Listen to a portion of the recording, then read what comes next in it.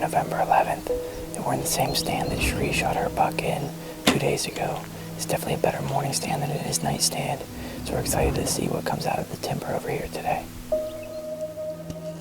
As the Slaters begin their day, hoping to double down on shooter bucks, I'm in another part of the state, preparing to take up the blood trail from yesterday's hunt. It's the next morning now, and I've got 4 guys from the office that are going to help me look for this deer. We watched the footage back a number of times trying to figure out exactly where the arrow hit that buck. And the best we can come up with is that it looked like it was right behind the liver and into the paunch. And I've got the arrow here. Unfortunately, it's so dry that when the arrow hit the ground, it kicked up a bunch of dust and the arrow is just covered with dust. But it does look like there's some type of maybe stomach content or fibers or something up on the fletching. We're going to look for blood first, and then we'll work the blood as best we can. If we lose blood, then we'll start to fan out and look for the buck himself.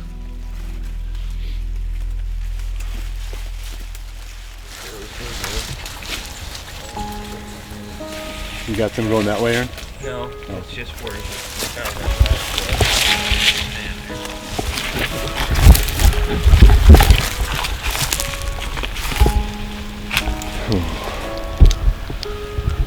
This could be a really bad deal if you can't stay on blood.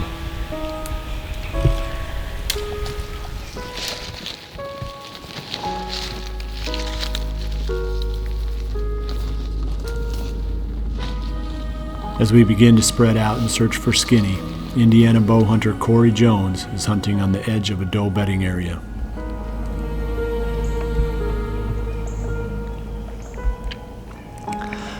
Well, here we are. It's November 11th. Kind of a frosty morning. Good northwest wind. I've had a heck of a week. On Wednesday we seen 8 different bucks. Seen one of our hit list bucks we call Ray. Just couldn't get the job done. It's rocking and rolling here. Every buck I've seen's been with a doe or seeking full moon rising, so I've said all day.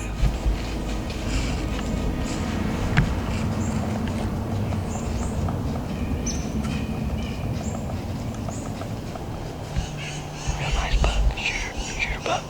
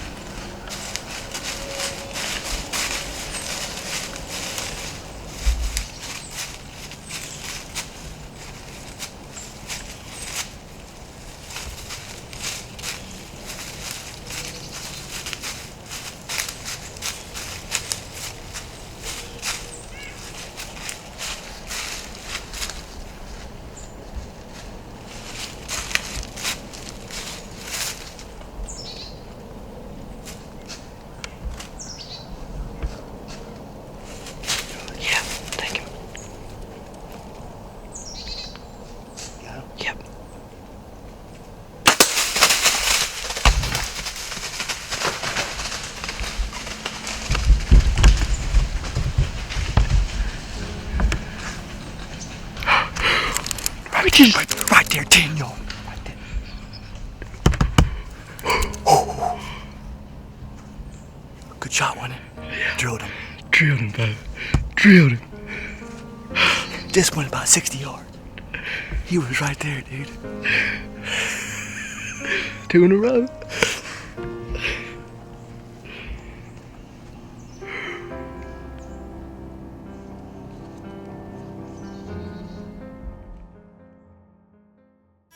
Positioning of the Ozonics unit is important to its effectiveness. With this in mind, Ozonics makes several different mounting systems that you can use to attach the unit to the tree or the ground blind in the perfect position to rain ozone down on your scent stream. Controlling the depth of your seeds is important to ensuring good germination and a solid stand of plants. The RTP Genesis has adjustable packing wheels that regulate the depth at which the seeds are placed in the ground. Though Trophy Rock also makes bagged mineral, the rocks are the most portable. You can easily carry them into the most remote parts of the farm. You want all your deer to be as healthy as possible, not just the ones close to the road.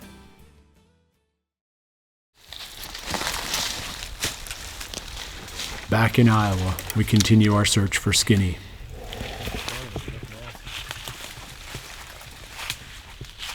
Right there he is. He's right there. Bill. He's right there. About 20 yards in front of me.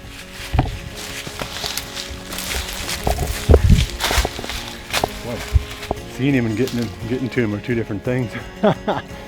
This is some thick back in here.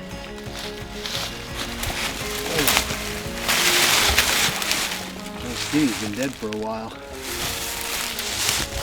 Well, we found him back in here. Oh, he's a big old brute of a deer. I don't know how long Skinny stayed alive after that hit. I don't think it was a real long time. He's a cool old buck. Look at that brow tine. It's got to be 8 or 9 inches long.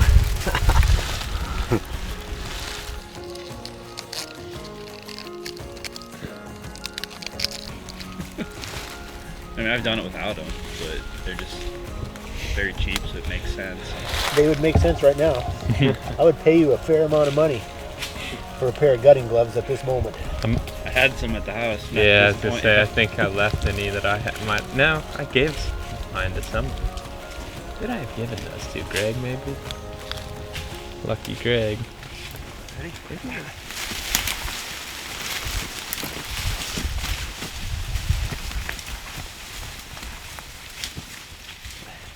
We got the deer out to the food plot again. We saw this spot as being a definite potential hunting area clear back in the summer. And we got in here midsummer with the tractor and with the Heumann pole saw and cleaned out all the shooting lanes around that stand. It had grown up over the years. I don't know that we hunted it very much since Greg killed in 2010. We didn't have bucks in this area that we were really going after. So now with Skinny showing back up again, it was time to put some effort back into the spot. So we started picking this deer up back in early August. The guys were filming a clover field, but that put him on the radar. The hunt for Skinny really started to accelerate in probably mid to late September when we started getting a lot of trail camera pictures of him from a number of different cameras. And if you start putting those dots on an aerial photo, you would see that they were really starting to localize in one small area. We figured he was probably, to the best of our knowledge, living in about 60 to 70 acres. Where we are right now was on the far west end of what we thought to be his range. It became the focal point, really, of my hunting for the past several weeks.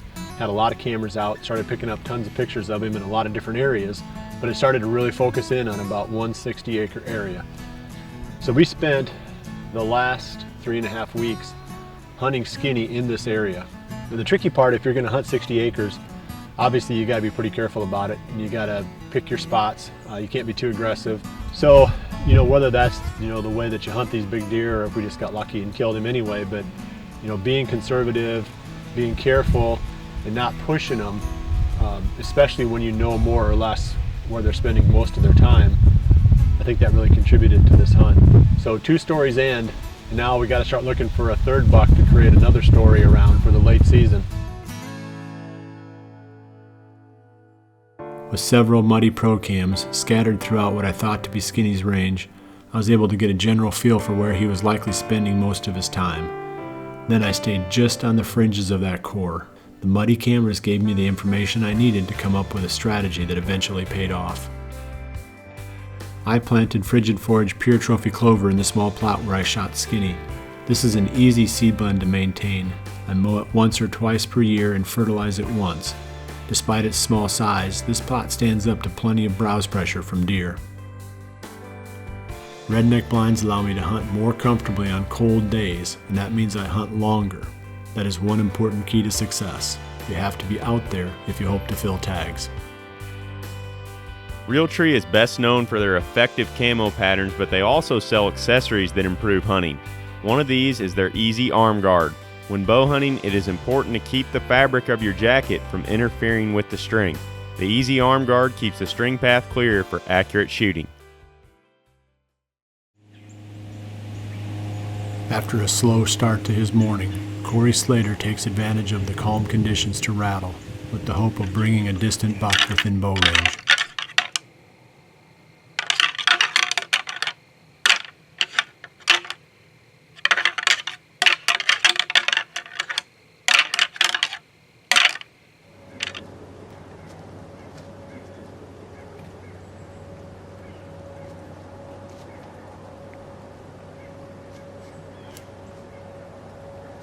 Right.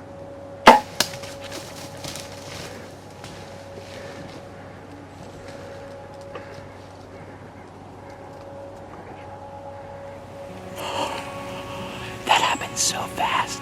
We have not seen a deer all day, and it's about 10:30, and there's a buck with his ears laid back, just sprinting across this field at us.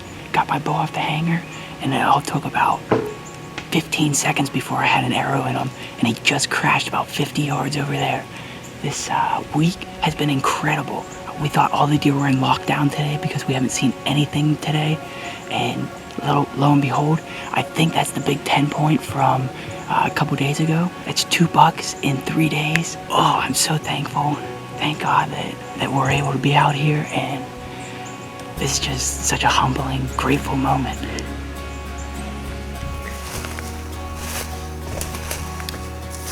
Just pouring out right here. So here is the last spot that we saw him. He was standing here. I was wishing that he went down right here on the edge, but he ended up flipping over the side, and he's laying 10 yards beneath us in this creek bottom. So this ends our Iowa archery season. Sheree tagged out on election day. I tagged out here on Veterans Day, and we didn't even get our top hit list bucks. Those 2 deer survived, so maybe we can catch up with them during late muzzleloader season. But for now, I got to wrap my tag around a mature buck. Sheree got to wrap her tag around a mature buck. And in the end of the day, that's all you can ask for. So very grateful and humbled by both these deer and the time that I get to spend with my wife in the tree stand. Back in Indiana, Cory Jones takes up the blood trail of the massive 9-pointer.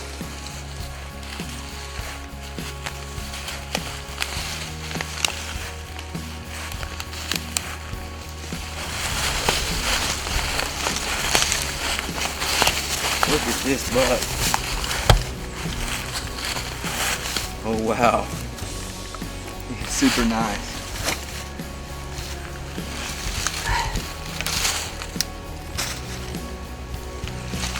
Been out in the woods a lot here in the last week, and it's on fire here. I've seen so many different bucks. What a deer. Look at those black bladed 2, long 3. Look at the mass around that, in between the 2 and the 3. Just a great deer.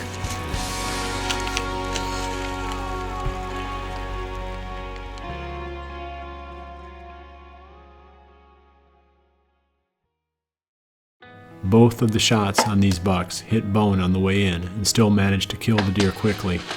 This success is typical of the Easton FMJ arrows we use.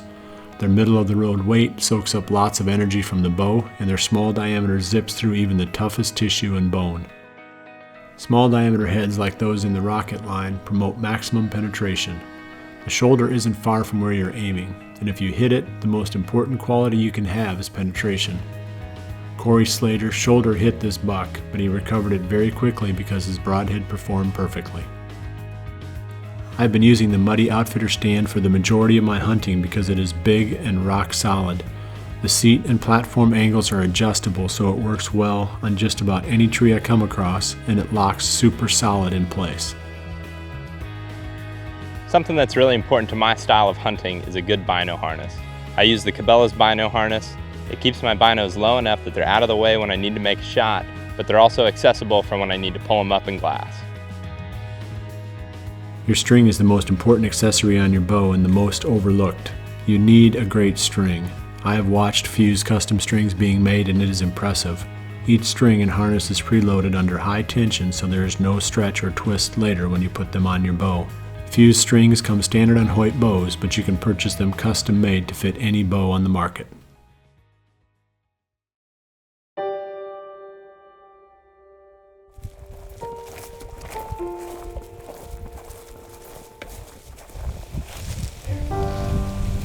Zach Fehrenbaugh and Aaron Warburton head to the public land. As they sneak into a new area, they come face to face with a mature buck.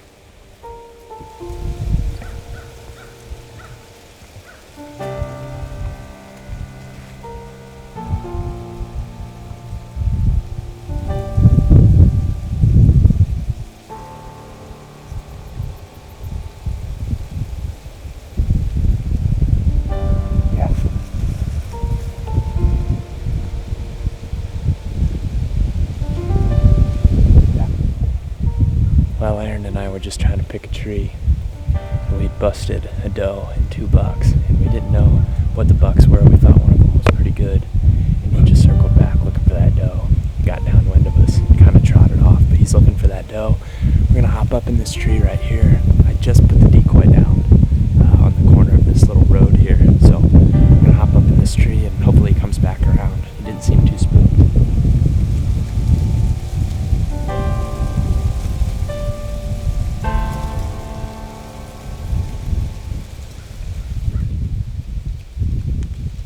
And I are back here at the marsh unit today. We got right about to where we decided to put the stand up, and we jumped a pretty nice buck, another young buck and a doe, and we're pretty sure that that doe was in heat. Got a good chance to see something cruising through here this afternoon. If anything parallels the river, it's going to come right past us. We got this road's about 20 yards from us, so hopefully something presents a shot down that road.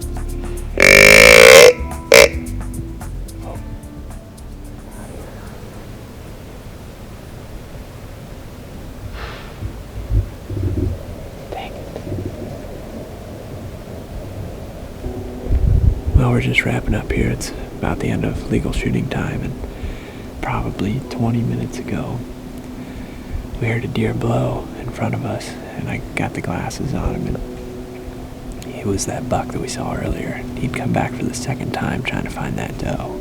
He was just pretty nervous about the whole situation, so tomorrow we have a little bit different wind, so we'll probably come back to the same general area, but just a little bit different spot.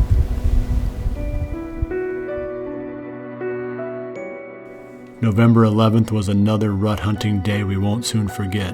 Cory Slater and Corey Jones both tagged great bucks. Zach and Aaron were in the middle of the action on public land. And Jared Mills had another encounter with the long beam 10-pointer he calls Ali. That's Ali.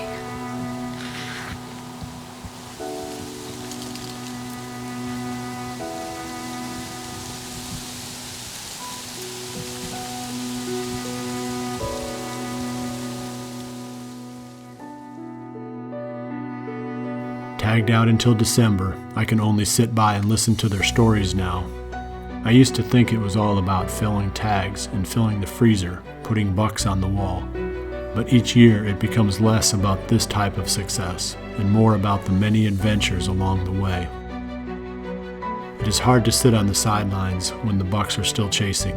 The thrill of the hunt is the reward, and the journey is more important than the destination when you are chasing November.